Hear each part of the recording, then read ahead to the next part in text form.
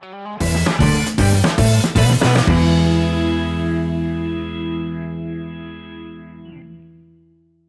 dia, hoje no programa Tem Jeito, o nosso convidado é o deputado federal Marcelo Ramos, 45 anos, amazonense, já foi deputado, vereador, foi do PCdoB e do PSB, que é partidos de oposição ao governo Bolsonaro. Exatamente. Foi eleito nas últimas eleições pelo PL como deputado federal. Exatamente. Bom dia, deputado. Bom dia, alegria estar aqui com você e poder falar para todos os que estão nos acompanhando. Hoje o senhor faz parte da presidência da Comissão Especial da Reforma da Previdência. Isso. Como é que está esse eleito entre os 100 políticos mais influentes? É uma tarefa bastante difícil, bastante inusitada para um deputado de primeiro mandato, ainda mais aqui do Amazonas. Nossa bancada é muito pequena, nós somos só 8 entre 513, mas é certamente um dos maiores desafios da minha vida, talvez o maior. A reforma da Previdência, eu costumo dizer que ela é o plano real dessa nossa geração. Ela é a pauta mais importante do país hoje. Todo o país olha para o que acontece na reforma da Previdência. E, portanto, a responsabilidade de não errar, ela é muito grande. Por outro lado, acho que é um motivo de orgulho para o povo do Amazonas poder ter um filho seu, um amazonense, num posto tão importante para o país e tendo uma tarefa tão relevante para o futuro dos brasileiros. O senhor é a favor da reforma da Previdência, Sim. Literalmente, ou com alterações, Não, como já houve? Para mim foi uma posição muito tranquila, porque eu passei a campanha inteira falando a favor das reformas estruturantes que o Brasil precisa. Da Previdência, a reforma tributária que precisa vir logo depois, uma reforma política que nós precisamos fazer urgentemente.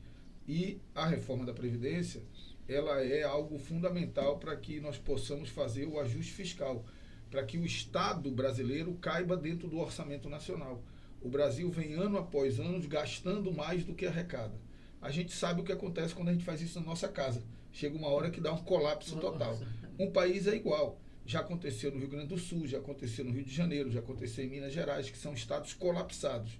Nós não podemos permitir que o Brasil entre em colapso absoluto, que o servidor público, o aposentado, não receba o seu salário ou a sua aposentadoria. E para isso é preciso trazer as contas para dentro, fazer ajuste fiscal.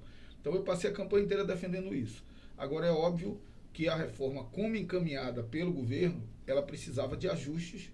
Esses ajustes foram feitos no relatório do relator, deputado Samuel Moreira, que conseguiu, na minha opinião, encontrar o justo equilíbrio entre uma proposta com uma economia fiscal consistente, quase R$1 trilhão, 913 bilhões de reais, e ao mesmo tempo preservando as pessoas mais humildes.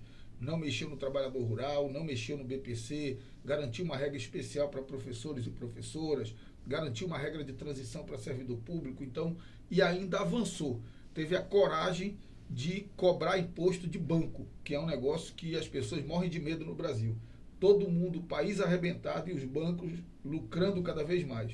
E o deputado Samuel Moreira teve essa coragem de ir lá e aumentar em 5% a contribuição social sobre o lucro líquido dos bancos para garantir, assim, na conta da Previdência, mais 50 bilhões de reais.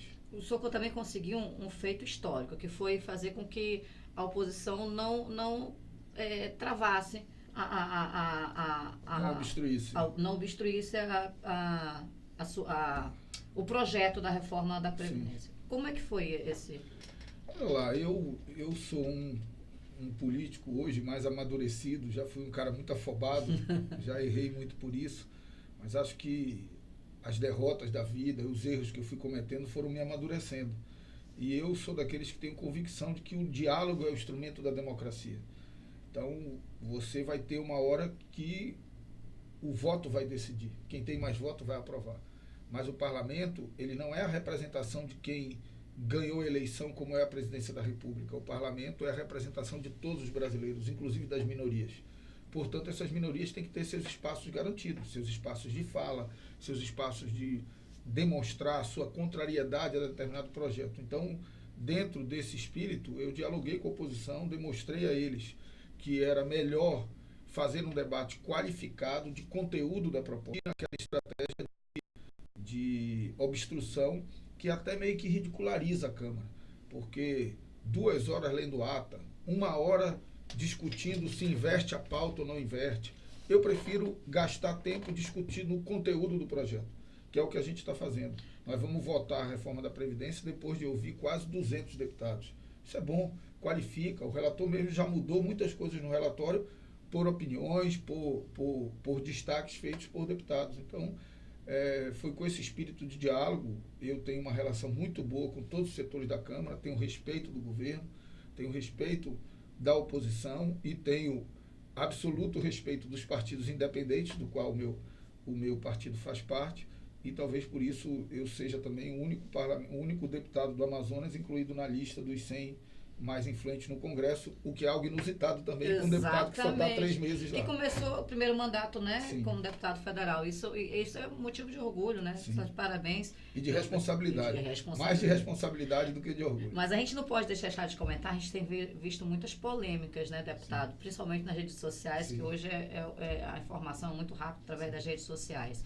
E a gente não pode deixar de falar sobre os últimos episódios, que foi a respeito das gravações que aconteceram do ministro Sérgio Moro. Sim. Como é que o senhor vê isso tudo? Olha, a gente costuma julgar as coisas pelo ódio ou paixão que nós temos pelas pessoas. Então, a gente não analisa o fato porque eu odeio Lula. Não analisa o fato porque amo o Moro. Eu prefiro tirar amor e ódio desse debate e discutir efetivamente o que aconteceu. Questão técnica. E efetivamente o que aconteceu, cada brasileiro tem que refletir.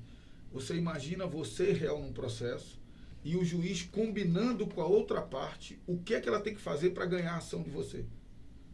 Gente, você que está nos assistindo, se colocar nessa situação. Você nessa situação, obviamente, se sentiria injustiçado. Sim. Agora, por outro lado, eu acho que nós temos que separar uma outra coisa. O desvio de conduta, e houve desvio de conduta do ministro Moro e do Ministério Público, eles agiram fora da lei, não torna santos que eles condenaram. Uma Sim, coisa é uma coisa, outra coisa é outra coisa.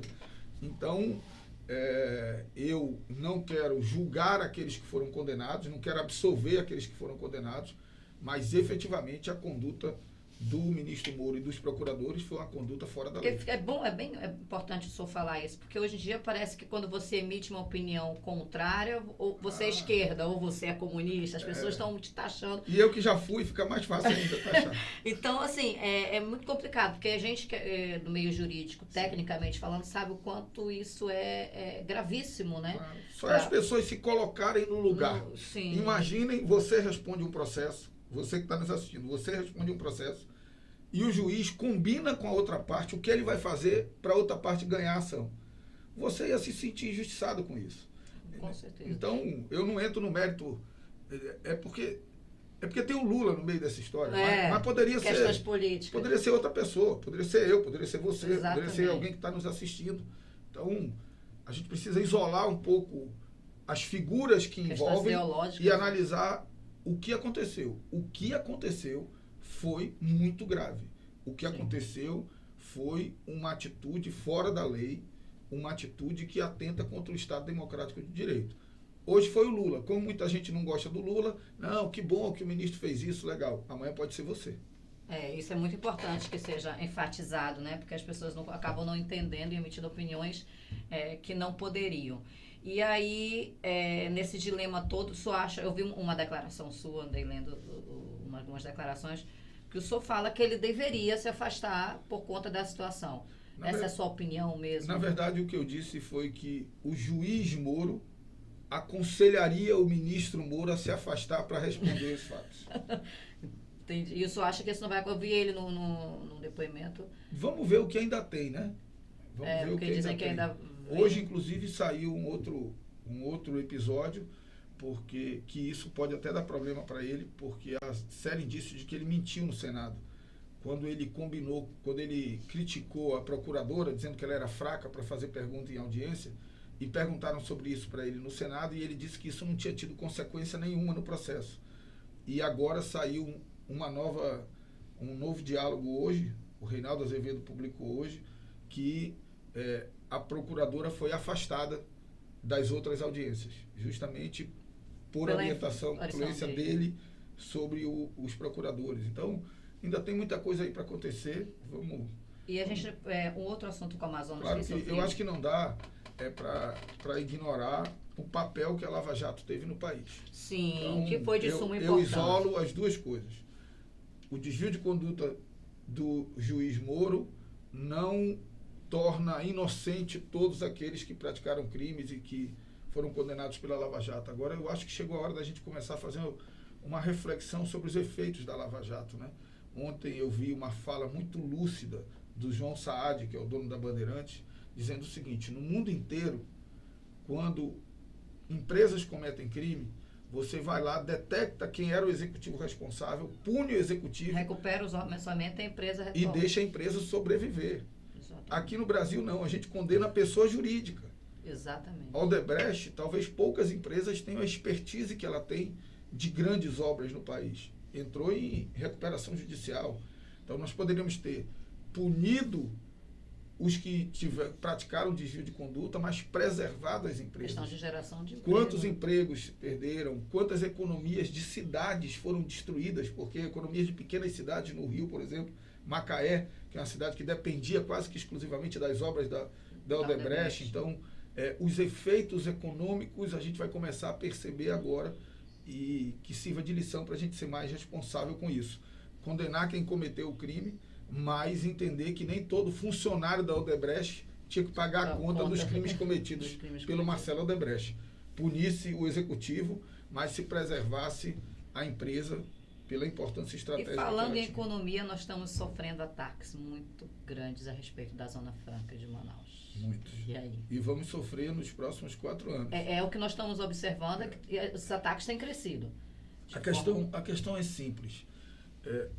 Os dois pilares do pensamento econômico do ministro Paulo Guedes, o ministro Paulo Guedes, eu acho que é o único sobrevivente da escola de Chicago. É o único, porque o próprio Milton Friedman, que foi o grande teórico dessa escola, fez autocrítica no final da vida e relativizou essa ideia de um liberalismo exacerbado. Mas o Paulo Guedes ainda vive a escola que nem existe mais, né? E os pilares do pensamento econômico do Paulo Guedes são absolutamente contraditórios com o modelo Zona Franca de Manaus. Os pilares do pensamento econômico do Paulo Guedes são fim de desonerações, fim de incentivos fiscais. O nosso modelo é todo fundado em incentivos fiscais, por um lado, e por outro lado, abertura comercial. Então, redução de barreiras para importação. Fim de incentivo fiscal e redução de barreira para importação é o fim da Zona Franca. É o fim da Zona Franca. Objetivamente é o fim da Zona Franca. Por quê? Porque nós não conseguimos produzir mais barato? Não, porque o ambiente de negócios no Brasil é muito ruim. A carga tributária é muito pesada, mesmo na Zona Franca, né? A burocracia é excessiva, o custo logístico é absurdo, porque nós só temos 2 portos, quase que só um monopolizado, porque nós não temos hidrovias sinalizadas, balizadas, não são navegáveis o ano inteiro, porque nós não temos ligação rodoviária com o resto do país. Então, o custo de produção aqui não dá para competir com a China, não dá. Lugar nenhum do mundo dá para competir com a China. E até porque eu acho que se ele mudar muito esse modelo de Zona Franca, muitas empresas não vão ficar no Brasil, né? Na hora. A Pepsi mesmo, quando saiu daqui, não saiu para o Uruguai. Para o Uruguai, exatamente. Então, o Paraguai tem criado um ambiente de negócios muito próximo dos nossos mercados consumidores, desburocratizado, então muita gente vai sair daqui e vai para o Paraguai. Então, o pensamento econômico do ministro Paulo Guedes é contraditório com a Zona Franca. Portanto, nós vamos o tempo inteiro ver do Ministério da Economia atitudes, projetos que contrariam nossos interesses. A gente já viu a mudança do PPB, que era o PPB dos componentes aqui relacionado à lei de informática. A gente já viu agora a ameaça de desoneração de imposto de importação de tablets e telefones celulares. Então, a gente tem uma série de medidas, uma atrás da outra, prejudiciais ao nosso modelo. E, portanto, exige da nossa bancada uma atenção redobrada. Eu tenho feito isso, procurado ser vigilante. Eu presido uma outra comissão especial na Câmara, que é uma comissão especial que avalia todos os incentivos fiscais, tributários e creditícios. Então, lá a gente está tentando começar a usar essa comissão também como um escudo de defesa da Zona Franca. Agora nós vamos ter o debate da reforma tributária. A reforma tributária, como proposta, é muito ruim para a Zona Franca, porque ela proíbe qualquer desoneração tributária, ela proíbe qualquer incentivo fiscal. Então, nós estamos atentos também nessa questão da reforma tributária, para preservar os empregos dos amazonenses. A Zona Franca é um modelo de desenvolvimento regional. É um erro achar que um país pode se desenvolver concentrando toda a sua riqueza no Sudeste. No Sudeste. Eu tenho sensibilizado as outras bancadas dizendo o seguinte: de Goiás para cima e do Paraná para baixo, todas as indústrias são incentivadas. Todas. Porque estão mais distantes dos maiores mercados consumidores, têm dificuldade de infraestrutura logística maior, então é preciso incentivar. A Ford não está na Bahia porque ela quer estar na Bahia. A Ford está na Bahia porque a Bahia garante incentivo fiscal. Eu estive no Maranhão conversando com o governador, perguntei o que tinha de indústria lá, ele me disse. Eu falei, tem alguma que não é incentivada? Não, todas são incentivadas. Inclusive, os incentivos são maiores no Sudeste do que no Norte, que fica bem claro, né? Porque é 4%, lá é 60 e poucos. Não, e você pega, o Amazonas, ele é um estado que ele paga de tributos federais mais do que recebe de verbas da União. Enquanto São Paulo recebe muito mais do que paga. Então, é um Robin Hood às avessas. É o pobre contribuindo para o rico. Então, exatamente. Isso é injusto e essa proposta de reforma tributária que está lá, ela vai agravar essa situação. Eu já estou preparando uma emenda, que é uma emenda no mesmo sentido de uma emenda feita pelo ex-deputado Paulderney Avelino na proposta de reforma tributária anterior, que foi relatada pelo deputado Rauli, que é a garantia de um crédito presumido que garanta a nossa competitividade. Se eu não posso mais dar incentivo fiscal, então eu digo que quem comprar da Zona Franca ganha um crédito presumido de imposto. E com esse crédito pode pagar outros impostos seus. Então isso manteria a nossa competitividade e essa vai ser a nossa estratégia. Uma solução. Agora sim, a gente vê a bancada do Amazonas, muitos eleitos pelo PSL. Nós não observamos uma ação mais contundente como a gente vê a sua na representatividade. Eu vi alguns depoimentos dos outros deputados federais que nos deixa meio receosos, porque a gente precisa de uma força muito grande da bancada para combater isso. Olha lá, eu acho que a nossa bancada ela tem sido muito dedicada. Eu preciso reconhecer isso, eu preciso dividir tudo isso que está acontecendo. Não, salvo tipo o senador Omar Aziz, que é senador Plínio. Olha, nós só somos 8 deputados federais. Desses 8, 3 presidem comissões permanentes. O deputado Átila Lins preside a Comissão de Integração Nacional, Desenvolvimento Regional e Amazônia. O deputado Sidney Leite preside a Comissão de Minas e Energia. E o deputado Bosco preside a Comissão de Desenvolvimento Urbano. Então, na verdade, tem aí um esforço de todos. Talvez essa exposição exagerada minha, que é conjuntural, é por conta da Previdência, não é por conta das minhas qualidades, essa exposição exagerada minha acaba ofuscando um pouco o conjunto dos deputados. Mas eu posso dizer aqui, dar esse depoimento de que os 8 deputados federais e os 3 senadores têm se dedicado muito a defender. E são de comum acordo a respeito da Zona Franca, todos nós temos atuado muito juntos. Devemos ter uma reunião de bancada, inclusive, essa semana, para definir as nossas estratégias em relação a esses ataques que o ministro Paulo Guedes vem desempenhando contra a Zona Franca. Claro que você tem deputados mais alinhados com o governo que não vão para a tribuna atacar o governo, eu vou quando preciso mas que procuram o ministro, conversam com ele. Então, são atitudes complementares. Né? São atitudes complementares, mas todos os deputados federais e senadores têm lutado muito pelos interesses do povo do Amazonas. Que bom. E eu não poderia deixar de perguntar, prefeituras municipais, as eleições municipais estão chegando. O senhor é candidato? Não está no meu plano, não está no meu radar. Eu tenho uma tarefa muito importante com o povo brasileiro, com o povo do Amazonas, consequentemente, e acho que não é hora de eu contaminar o exercício dessa tarefa com questões eleitorais. Eu não posso fazer ou deixar de fazer coisas que eu preciso fazer como presidente da comissão, porque estou preocupado nos efeitos eleitorais. Seria uma irresponsabilidade com o Brasil. Então, a eleição verdadeiramente não faz parte do meu plano, não faz parte dos meus pensamentos. Nesse momento, o meu pensamento é servir ao Brasil, defender o Amazonas na Câmara dos Deputados, que é para isso que eu fui eleito. E para finalizar, deputado, o governo federal, somos representando, nós tem acompanhado, com certeza, a nossa também situação em termos do governo do Estado. Como é que o senhor vê essas grandes polêmicas? Nós tivemos hoje, para início de governo, a nossa crise com a educação, a saúde também, colapso. Como é que o senhor vê isso? É a crise, os reflexos disso? Eu enxergo como o povo do Amazonas enxerga, com um sentimento de profunda frustração. O povo do Amazonas deu uma chance para uma nova geração, deu uma chance para um novo quadro, deu uma chance para um novo discurso e, infelizmente, a prática do governador tem sido a negação de tudo que ele pregava quando era apresentador de televisão ou quando fazia campanha. Está deslumbrado com o cargo, não tem nenhum planejamento, não tem uma agenda, não sabe o que fazer, ninguém sabe qual é o plano dele para a educação, para a saúde, vive de apagar crises, viaja mais do que fica no Amazonas cuidando dos interesses do povo do Amazonas e tem um governo que começa a ser muito questionado do ponto de vista ético também. Um exagero de dispensas de licitação na Secretaria de Estado de Educação, contratos milionários com valores muito maiores do que os contratos anteriores. Então, acho que o meu sentimento como amazonense, como alguém que não votou nele, mas que torcia para dar certo, é o sentimento da maioria do povo. É o sentimento de absoluta frustração, que é isso que o povo do Amazonas tem sentido hoje em relação ao atual governador. Fraco, sem autoridade, sem plano de governo, sem comando sobre o conjunto de secretários. Tem hora que eu acho que o vice que é o governador, tem hora que eu acho que o presidente da Assembleia que é o governador, só ele que não parece ser o governador.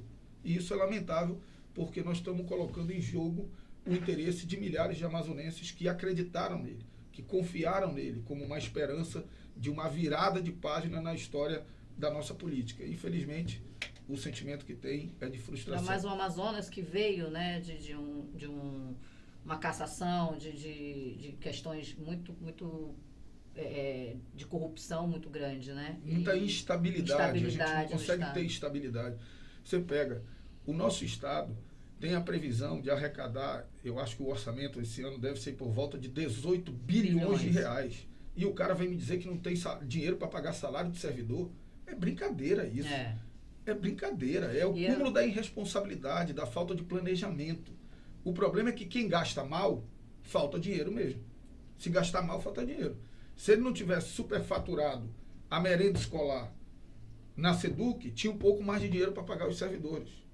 Se não tivesse feito uma série de dispensas de licitação, se tivesse um plano de governo que evitasse gastos, se não tivesse nomeado 6 mil cargos comissionados, sobraria certamente dinheiro para pagar os servidores. Um estado que tem um orçamento de 18 bilhões de reais não pode dizer que não tem dinheiro para pagar servidor. É uma pena. Então, nós ficamos aqui com o deputado federal Marcelo Ramos. Quero lhe agradecer a sua vinda aqui. Muito obrigado, veio de Brasília para conceder essa entrevista. E eu quero lhe agradecer. Obrigado. Eu que quero agradecer. Quero dizer que seguirei dedicando o meu mandato a defender os interesses do povo do Amazonas e, acima de tudo, nesse momento, servir ao Brasil e aos brasileiros. Nós temos procurado na Câmara blindar a pauta econômica tão necessária para o nosso país voltar a gerar emprego de todas as crises. O investidor que quer voltar a ter segurança para investir no nosso país, o empresário que está com medo por conta da crise econômica e não está fazendo novos investimentos no negócio dele, o trabalhador que está com medo de perder o emprego e mais 12,7 milhões de desempregados, 4,7 milhões de desalentados. Essa gente não pode ter os seus interesses submetidos às crises políticas que eles não criam. Portanto, nós resolvemos blindar a pauta econômica e estamos lutando para servir ao Brasil e aos brasileiros. No mais, eu quero dizer da minha alegria de um cara simples, um amazonense, filho de amazonenses, que tem ocupado um momento de destaque na política do nosso país e procurando honrar a nossa gente. E eu tenho certeza que, por onde eu ando, o sentimento das pessoas é de carinho, é de orgulho, e eu fico muito feliz com isso. Só peço que Deus siga me dando serenidade, discernimento, sabedoria e, acima de tudo, humildade para enfrentar esse momento e orgulhar nossa gente. Muito obrigado. Agradeço, deputado.